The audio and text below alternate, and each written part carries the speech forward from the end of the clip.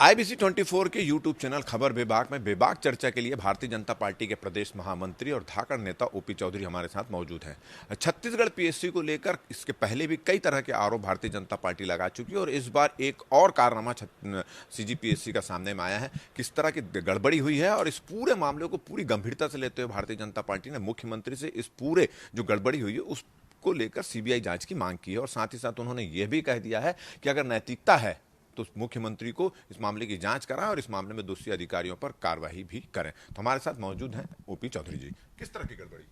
देखिए, कई तरह के आंसर शीट वायरल हो रहे हैं।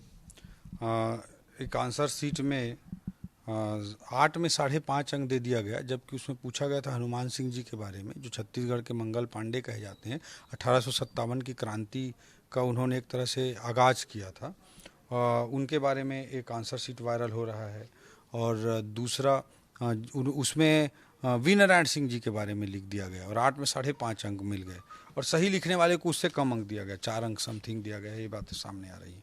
एक देखिए कि जो कंप्यूटर के बारे में, ऑपरेटिंग सिस्टम के बारे में पूछा गया था, उसमें कीबोर्ड, माउस, प्रिंटर, मॉनिटर, इस तरह के आंसर लिख दिए गए हैं। 2 में शायद 2 अंक दिया गया है। ऐसा मामला सामने आ रहा है सोशल मीडिया में देख करके। फिल इन द ब्लैंक्स में फुलिश लिखा गया है, एक को उसी में अंक दे दिया गया है, 1 अंक दिया गया, एक को 2 अंक दिया गया है। फुलिश लिखना था, सिंपल सा। ये कुनो अभ्यारण्य के संबंध में सामने आ रहा है कि कुनो अभ्यारण्य असम राज्य में स्थित है, लिख दिया गया, जबकि मध्य प्रदेश में है। सबसे पहला अभ्यारण्य नहीं है, सबसे पहला अभ्यारण्य है, ये भी लिख दिया गया है। वहाँ पे एशियाई शेरों का संरक्षण किया जाता है, ऐसा कहीं लिखा है, जबकि वहाँ पे चीता का संरक्षण किया जाता है। कुल मिला के आपका कहना है? बहुत महत्वपूर्ण मैं बताना चाहूँगा मैथ्स के संबंध में कि देखिए 12/52 को 1/4 कर दिया गया, जबकि इसको 3/13 आना चाहिए इसका आंसर। तो और पूरे में पूरे अंक दे दिए गए। मैथ्स में तो कोई कन्फ्यूजन नहीं हो सकता। तो इस तरह के आंसर्स में भारी गड़बड़ियों की बात सामने आ रही है, जो अत्यंत दुखद है। इसके अलावा सबसे महत्वपूर्ण बात है, 3 लोग शायद जांचने का सिस्टम पीएससी ने बनाया हुआ है। उसमें देखिए examiner, deputy head examiner, head examiner, ये लोग मतलब जांच करते हैं। अब इसमें देखिए बहुत सारे लोगों के लिए आया है कि क्वेश्चन नंबर में देखिए जहाँ 000 000 222 1 कुल मिला के है कि जो भी तीनों ने बराबर अंक दे दिया।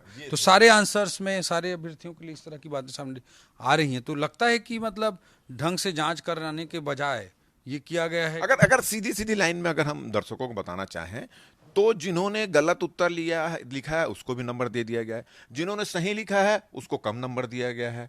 मैथ्स में गड़बड़ दिया गया, उत्तर सही नहीं लिखा उसको पूरा गड़बड़। तो इसके पीछे क्या लग रहा है? यह लापरवाही है कि भ्रष्टाचार है कि क्या है? देखिए, छत्तीसगढ़ पीएससी पे लगातार जिस तरह से सवाल कांग्रेस के राज में उठते रहे हैं, ये बहुत दुखद है और पिछले 5 सालों में जो कुछ हुआ वो अत्यंत दुर्भाग्यजनक है और लगता है कि इंटेंशन ही खराब है और लगता है नहीं कि ठीक ढंग से जांच की गई। जब अपने चहेतों को रैंक दिलाने के लिए, उनका सिलेक्शन कराने के लिए नंबर टाइप कर दिया गया बैठकर कंप्यूटर में, इसी तरह की आशंका पैदा हो रही है। सीबीआई जांच के लिए सरकार में जरा भी नैतिकता बाकी है तो आगे आना चाहिए। भारतीय जनता पार्टी इस मुद्दों को लेकर क्या करे? क्योंकि पीएससी के गड़बड़ी के मामले में पहले भी आप आवाज उठा चुके हैं, सीएम हाउस का घेराव भी हो चुका है, पीएससी का भी घेराव कर चुके हैं। अब चुनाव का समय है, निश्चित रूप से बहुत सारे युवा आपके पास आके इस तरह की शिकायत कर रहे हैं नेचुरली। तो अब भारतीय जनता पार्टी इसको किस तरह से मुद्दा बनाकर उठाएगी? देखिए, हम लगातार जो हमारे माध्यम है, लोकतांत्रिक माध्यम है, उसमें हम लगातार आवाज़ उठाते रहे हैं।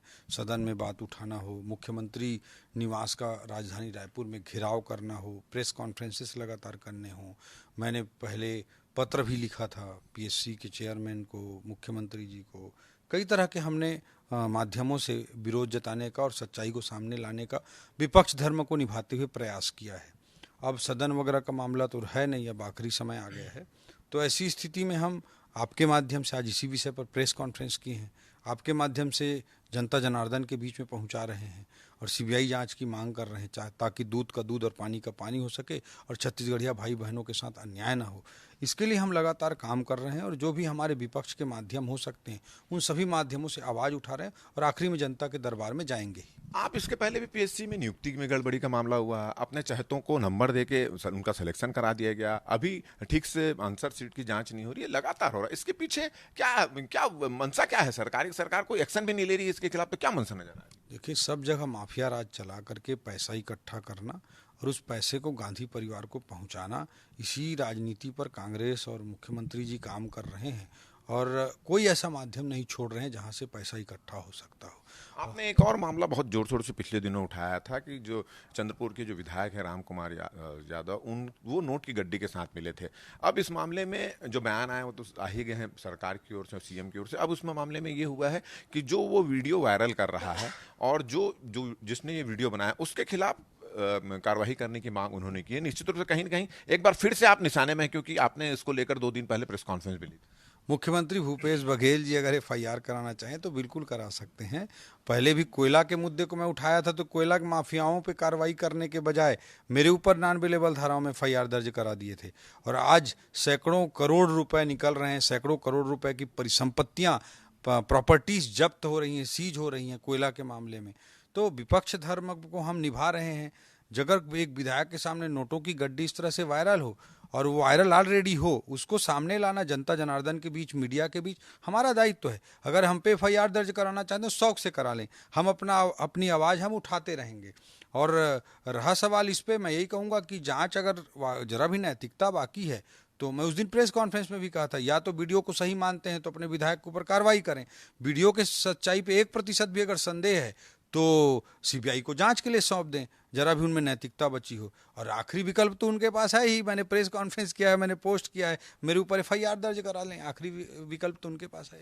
तो ये थे बेबाक चर्चा के लिए ओपी चौधरी जी, और इनका कहना है कि पीएससी में जिस तरह से लगातार गड़बड़ी हो रही है, लगातार धांधली हो रही है, चहेतों का सिलेक्शन हो रहा है, इन तमाम चीज़ों को लेकर पीएससी के खिलाफ कोई एक्शन भी नहीं लिया जा रहा। तो उसको लेकर सीधा सीधा इनका आरोप है कि वहां पर भी माफिया चल रहा है और एक भ्रष्टाचार का अड्डा बना हुआ है। और यही वजह है कि उन्होंने एक बार फिर से मुख्यमंत्री जी को चुनौती देते हुए कहा है कि इस पूरे मामले की सीबीआई जांच कराएं और दोषी पर कार्रवाई करें। साथ ही साथ जो कांग्रेस के विधायक के नोटों की गड्डी के साथ जो वीडियो वायरल हुआ था और उसके बाद जब कांग्रेस और सरकार इस मामले में जो एक्शन दिखा रही, तो उसमें भी उन्होंने ये कहा कि वो अपना विपक्ष का धर्म निभाते रहेंगे। इस तरह की जो भी गड़बड़ी सामने आएगी उसको जनता के सामने रखते रहेंगे, फिर सरकार कोई भी कार्रवाई करे उनसे वो डरने वाले नहीं है। कैमरामैन नजीर खान के साथ राजेश मिश्रा, IBC 24 रायपुर। खबर विभाग में आपको ये वीडियो कैसा लगा उसको आप बताएं, हमको सुझाव दें, इसको ज़्यादा से ज़्यादा सब्सक्राइब करें, शेयर करें और अपने सुझाव हमको भेजते रहें।